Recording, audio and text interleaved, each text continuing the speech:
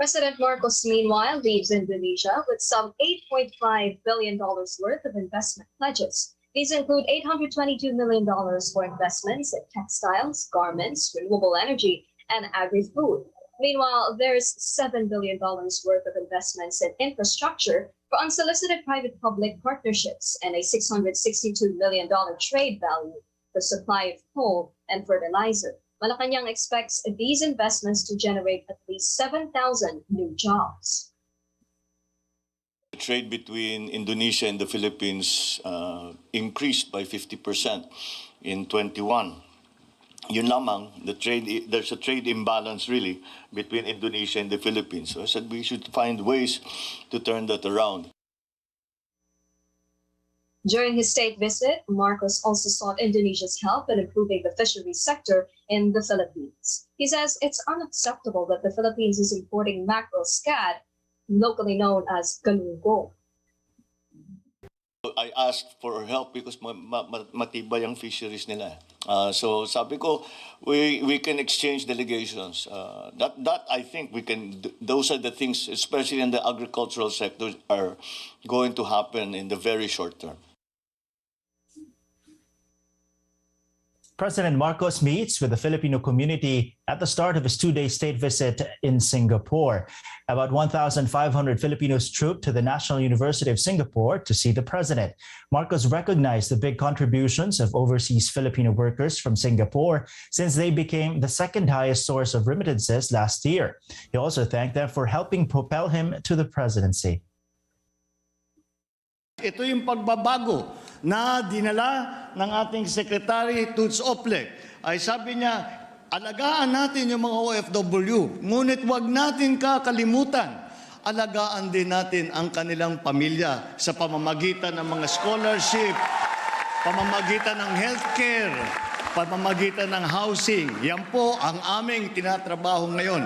At nasisimulaan na natin para naman yung trabaho ninyo ay hindi nyo kailangan isipin ang kalagayan ng inyong mga mahal sa buhay. Makakaasa po kayo na ako, kasama ang ating kabinete, ang ating mga opisyal, ay puspusang magtatrabaho upang makamit ang inaasam-asam nating pag-asenso. Migrant Workers Secretary Susan Oble, meanwhile, revealed there will be more employment opportunities for Filipino health workers in Singapore. Mismong gobyerno ng Singapore ang nag-reach out sa atin. Andito yung ambassador ng Singapore sa Pilipinas. At humihingi po sila ng karagdagan ng mga Filipino health workers dahil sobrang napabilib po sila ng ating mga manggagawa nung panahon ng pandemya. Kaya bukas po, isa sa mga lalagdaan ay isang joint communique with the Ministry of Health na nakasaad po doon ang kanilang paniniwala, ang kanilang kagustuhan na maka-hire pa po ng mga Filipino health workers natin at nangako po silang aalagaan sila ng husto. Marcos will meet with Singaporean President Halima Yacob and Prime Minister Lee Hsien Loong today. They will witness the signing of other deals, tackling efforts on counterterrorism and data protection and privacy. He will also attend the Philippine Economic Briefing and roundtable discussion with businessmen to attract investment deals for the country. The Senate Blue Ribbon Committee wraps up its investigation of the sugar importation fiasco. Executive Secretary Vic Rodriguez finally appeared during the last day of the probe after nearly a dozen senators voted to subpoena him. At the hearing, Rodriguez faced off with Agriculture and Sugar Administration officials as they pointed fingers on who was really behind the decision to import hundreds of thousands of metric tons of sugar. This was discussed on our Zoom meeting together with the President. And he mentioned the 600,000, but Mr. Former Administrator Serafca said that it might be too much because the milling season was about to open. The President will not come up with a figure on the top of his mind.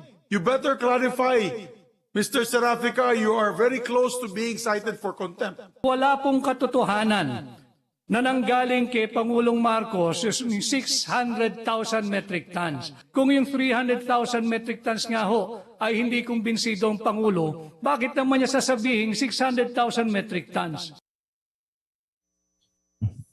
Senate Minority Leader Coco Pimentel blamed Rodriguez for the mess after he ignored inquiries from agriculture officials about the status of the importation plan. Why do you purposely not respond, Mr. ES? You could have responded na we have not yet made a decision on that, USEC. Kasi ang nangyari, nag-assume. Kaya po kami hindi sumasagot dahil meron pa nga ho mga nakabinbin na for action or decision ho ng acting secretary na si Pangulong Marcos. The Blue Ribbon Committee is set to release its report on the investigation on Thursday, according to Committee Chairman Senator Francis Tolentino.